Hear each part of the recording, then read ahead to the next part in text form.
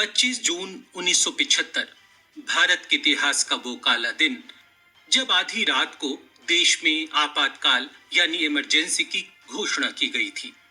आजादी के महज 28 साल बाद ही तत्कालीन प्रधानमंत्री इंदिरा गांधी के इस अलोकतांत्रिक फैसले से देश स्तब्ध रह गया था। 26 जून की सुबह रेडियो पर इंदिरा का संदेश सुनाई दिया। देश के नाम संदेश में उन्होंने कहा, भाइयों और बहनों, राष्ट्रपति जी ने आपातकाल लगाने की घोषणा की है, लेकिन इससे आम लोगों को डरने की कोई जरूरत नहीं है। इस घोषणा के बाद देश में हाहाकार मच गया। 25 जून 1975 की आधी रात को आपातकाल की घोषणा की गई थी, जो 21 मार्च 1977 तक लागू रही। उस दौरान तत्कालीन राष्ट्रपति फखरुद्दीन अली अहमद ने तत्कालीन प्रधानमंत्री इंदिरा गांधी के नेतृत्व वाली सरकार की सिफारिश पर भारतीय संविधान की धारा 352 के अधीन देश में आपातकाल की घोषणा की थी। तब आपातकाल लागू करने के पीछे कई कारण थे, लेकिन सबसे अहम वजह थी 12 जून 1975 को इलाहाबाद हाई कोर्ट की ओर से इंदिरा गांधी के खिलाफ दिया गया वो फैसला। 12 जून 1975 का वो ऐतिहासिक दिन जब इलाहाबाद हाई कोर्ट के 24 नंबर कमरे में दिए गए एक फैसले ने इंदिरा गांधी के चुनाव को गलत बताते हुए उसे रद्द कर दिया। मामला था 1971 में रायबरेली के लोकसभा चुनाव में इंदिरा गांधी की जीत का। इंदिरा की जीत को उनके प्रतिद्वंदी राजनारायण ने अदालत में चुनौती दी, जो संयुक्त सोशलिस्ट पार्टी के उम्मीदवार थे। राजनारायण को इंदिरा गांधी ने भारी मतों के अंतर से हराया था, जबकि राजनारायण अपनी जीत के प्रति इतने आश्वस्त थे कि चुनावी नतीजा आने से पहले ही उनके समर्थकों ने वहां विजय जुलूस निकाल दिया था।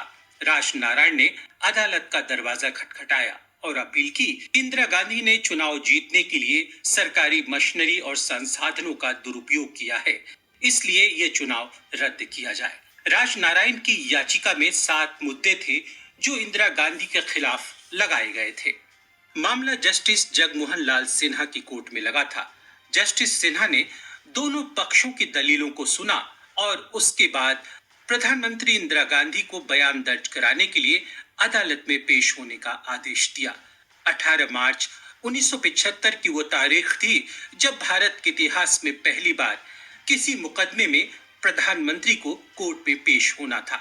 राजनारायण की ओर से वकील थे शांति भूषण और इंदिरा गांधी की पैरवी कर रहे थे एस.सी. खरे।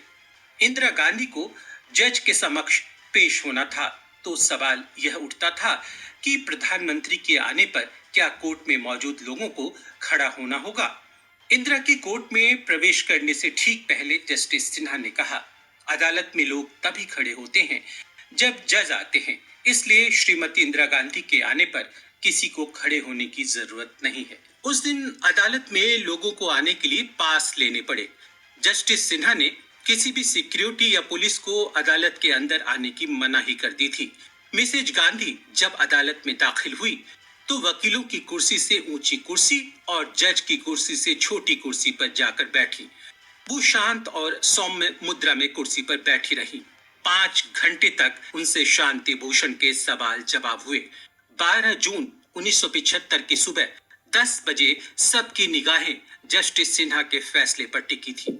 जस्टिस सिन्हा ने जब अपना फैसला सुनाया तो उससे पहले उन्होंने स्पष्ट कर दिया था कि राजनारायण की याचिका में उठाए गए कई मुद्दों में से कुछ मुद्दों को उन्होंने सही पाया है। अपने आदेश में जस्टिस सिन्हा ने लिखा कि इंदिरा गांधी ने अपने चुनाव में भारत सरकार के अधिकारियों और सरकारी मशीनरी का इस्तेमाल किया है। जज ने इसे गैर कानूनी माना। इन 2 मुद्दों को आधार बनाकर जस्टिस सिन्हा ने रायबरेली लोकसभा चुनाव को रद्द कर दिया। इतना ही नहीं, इंदिरा गांधी पर 6 साल तक चुनाव लड़ने और किसी भी तरह के पद संभालने पर रोक लगा दी गई। जस्टिस सिन्हा ने अपने फैसले पर 20 दिन का स्टे ऑर्डर भी दे दिया। इलाहाबाद हाई कोर्ट के फैसले के बाद इंदिरा गांधी की तरफ से 22 जून 1975 को सुप्रीम कोर्ट में अपील दाखिल की गई। जज थे justice V R. Krishna Iyer. Mrs Gandhi की ओर से अदालत में पेश हुए नामचीन वकील एन पालखीवाला और राजनारायण की तरफ से शांति भूषण।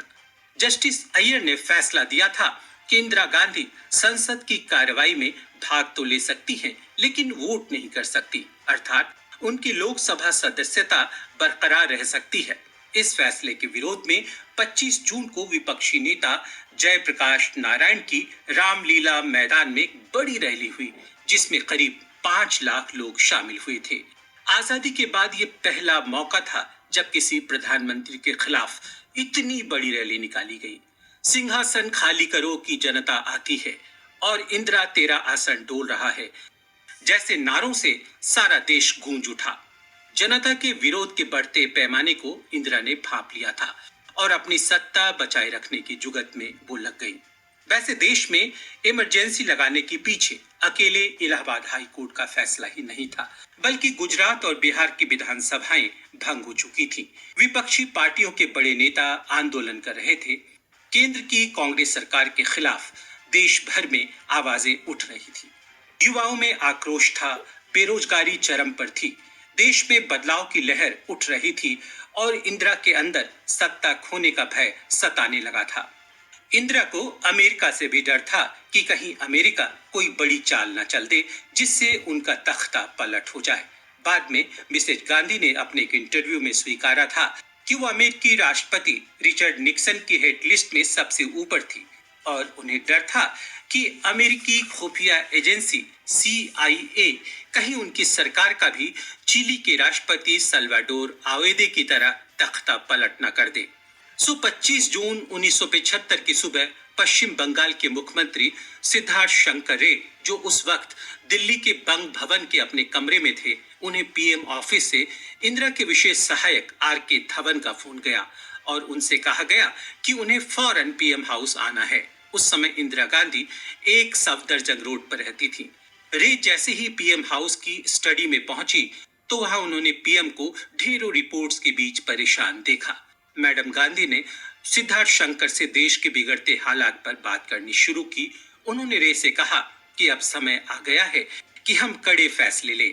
विपक्ष जिस तरह से मांगे कर रहा है और देश की व्यवस्था चरमरा रही है, यह खतरनाक है। वो सिद्धार्थ शंकर रे पर बहुत विश्वास करती थी। कारण था कि रे संवैधानिक मामलों के विशेष जानकार थे। राय ने पूरी बात ध्यान से सुनी और एक सूत्री उपाय बताया, आपातकाल। इंदिरा गांधी पूरे मामले को चुपचाप हैंडल करना चाहती थी और कैबिनेट को भी इसकी भनक नहीं लगने देना चाहती थी। तब सिद्धार्थ शंकर रे ने सुझाव दिया कि वे संविधान की धारा 352 पर राष्ट्रपति फखरुद्दीन अली अहमद से बात करें और देश में इमरजेंसी लगाने की घोषणा करें। शाम 5 बजे इंदिरा गांधी और सिद्धार्थ शंकर रे राष्ट्रपति भवन पहुंचे और राष्ट्रपति को सारी परिस्थितियां समझाई और ये दोनों यानी मिसेज गांधी और रे राष्ट्रपति को समझाने में कामयाब रहे। वहां से वापस लौटकर रे ने इंदिरा के सचिव PN धर को ब्रीफ किया। धर ने अपने टाइपिस्ट को बुलाकर आपातकाल की घोषणा के प्रस्ताव को डिक्टेट कराया और आपातकाल का मसौदा जब तक तैयार हुआ तब तक रात के 11:30 बज चुके थे। इसके बाद रात 11:45 बजे RK धवन कागज लेकर राष्ट्रपति भवन पहुंचे। राष्ट्रपति फखरुद्दीन अली अहमद ने इन कागजात पर हस्ताक्षर कर दिए और 26 जून की सुबह 8 बजे आकाशवाणी पर इसकी घोषणा हुई। धारा 352 पर राष्ट्रपति के हस्ताक्षर का अर्थ था, इंदिरा जब तक चाहे सत्ता में रह सकती हैं। लोकसभा विधानसभा के लिए चुनाव की जरूरत नहीं थी। मीडिया अखबार आजाद नहीं थे। सरकार कैसा भी कानून पास करा सकती थी। इसके बाद इंदिरा ने सुबह 6 बजे कैबिनेट की मीटिंग बुलाई। जहां एक और इंदिरा कैबिनेट मीटिंग की तैयारियों में जुटी थी, वहीं उनके छोटे पुत्र संजय गांधी RK धवन और ओम मेहता के साथ मिलकर जिन नेताओं को जेल भेजना था उसकी लिस्ट तैयार कर रहे थे। दूसरे कमरे में PM को सुबह आकाशवाणी पर क्या बोलना है इसका संदेश भी तैयार हो रहा था। इस दौरान कई मुद्दों पर राय लेने संजय गांधी अपनी मां से मिलते रहे। मीडिया पर लगाम लगाने के लिए सेंसरशिप लागू करना, अखबार के दफ्तरों में बिजली काटने जैसी योजनाएं शक्ल ले रही थी। पर इंदिरा के तब के आपातकाल की कार्यवाही के मुख्य सलाहकार रे मीडिया पर पाबंदी लगाने के विरोध में थे। तब इंदिरा ने उन्हें आश्वासन दिया था कि ऐसा कुछ नहीं होगा, लेकिन हुआ इसका उल्टा। 26 जून को मीडिया पर पाबंदी लगा दी गई। अखबार के दफ्तरों की मशीनें ठप हो गई। केवल स्टेट्समैन और हिंदुस्तान अखबार ही छप सके, क्योंकि इनके दफ्तर बहादुर शाह जफर मार्ग पर नहीं थे। सुबह 6 बजे की कैबिनेट मीटिंग में 8 कैबिनेट मंत्रियों और 5 राज्य मंत्रियों ने हिस्सा लिया। 9 मंत्री दिल्ली से बाहर थे। जैसे ही ये मंत्री मीटिंग के लिए अंदर आए, उन्हें इमरजेंसी लगाने की घोषणा से अवगत कराया गया और इन्हें गिरफ्तार नेताओं की लिस्ट थमा दी गई। इंदिरा ने मीटिंग को ब्रीफ करते हुए बताया कि आपातकाल क्यों लगाना पड़ा। किसी मंत्री के कुछ पूछने की हिम्मत नहीं हुई। बस एक रक्षा मंत्री स्वर्ण सिंह ने सवाल किया कि किस कानून के तहत विपक्षी नेताओं की गिरफ्तारियां हुई है। इंदिरा ने बहुत धीमे से जवाब दिया, जिसे वहां मौजूद लोग सुन नहीं पाए। कैबिनेट मीटिंग में न कोई मंत्रणा हुई, न मतदान हुआ और इमरजेंसी को मंजूरी देने वाली बैठक आधे घंटे में खत्म हो गई। माना जाता है कि 8 जनवरी 1975 को सिद्धार्थ शंकर रे ने इंदिरा गांधी को एक चिट्ठी भेजी थी, जिसमें आपातकाल की पूरी योजना वर्णित थी। सिद्धार्थ शंकर रे, कानून मंत्री एच.आर. गोखले, कांग्रेस अध्यक्ष देवकांत बरवा और रजनी पटेल ने मिलकर आपातकाल की रूपरेखा तैयार की थी। कैबिनेट की बैठक में सूचना एवं प्रसारण मंत्री इंद्र कुमार गुजराल भी मौजूद थे। बैठक खत्म होने के बाद गुजराल ने साथ के कमरे में संजय गांधी से मुलाकात की। संजय ने गुजराल को कहा कि रेडियो पर जो भी खबरें जाएंगी उससे पहले मुझे दिखाया जाए। गुजराल ने विरोध दर्ज कराते हुए कहा कि खबरें गुप्त दस्तावेज होती हैं, उनके प्रसारण से पहले उन्हें कोई देख नहीं सकता। यहाँ तक कि गुजराल भी नहीं। गुजराल समझ चुके थे कि आपातकाल के दौर में फैसले कौन ले रहा है। आपातकाल की घोषणा होने से पहले ही रात 2 बजे से विपक्षी नेताओं की गिरफ्तारियां शुरू हो गई थी। कैबिनेट की मीटिंग के बाद इंदिरा गांधी सोने चली गईं। तब तक जयप्रकाश नारायण, जो रैली के चलते दिल्ली में थे, और उनके साथ मोरारजी देसाई को गिरफ्तार कर लिया गया। सभी दलों के बड़े नेताओं को रोहतक की जेल में रखा गया। मीसा एक्ट 1971 के तहत नेताओं को रोहतक जेल भेजा गया था, जहां बैरक कम पड़ गई तो जेल के भीतर खुले मैदान में सबको इकट्ठा किया गया, जहां खाने पीने की भी कोई व्यवस्था नहीं थी। अटल बिहारी वाजपेयी, लाल कृष्ण आडवाणी, भैरव सिंह शेखावत, देवीलाल चंद्रशेखर, राज नारायण, जॉर्ज फर्नांडिस, पीलू मोदी, के.आर. मलकानी, सिकंदर बख्त, बीजू पटनायक और विजय कुमार मल्होत्रा समेत कई ऐसे नेता थे जिन्हें जबरन दिल्ली से उठाकर रोहतक की जेल भेज दिया गया। बड़े नेताओं की गिरफ्तारी की सूचना भी उनके परिवार या रिश्तेदारों को नहीं दी गई। उन्हें कहां रखा गया है, इस बात की किसी को कोई भनक नहीं थी।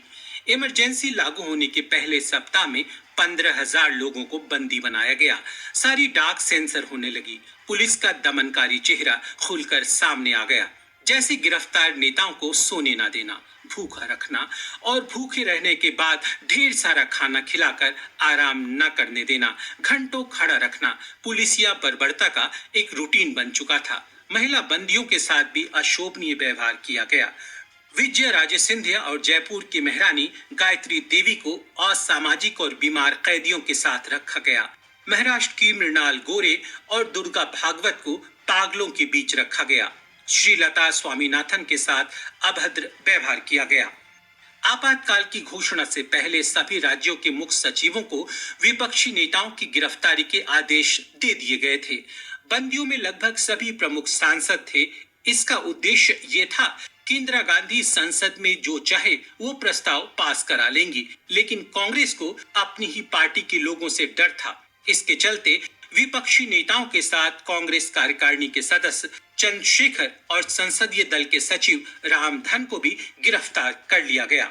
इमरजेंसी लागू करने के लगभग 2 साल बाद विरोध की लहर देश भर में तेज होती देख इंदिरा गांधी ने 18 जनवरी 1977 को लोकसभा भंग कर चुनाव कराने की सिफारिश की, पर तब तक शायद बहुत देर हो चुकी थी।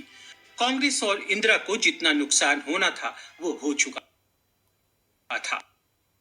16 मार्च 1977 को इंदिरा जहां खुद रायबरेली से चुनाव हार गईं, वहीं लोकसभा में कांग्रेस सदस्यों की संख्या घटकर 350 से 153 पर आ गई। आजादी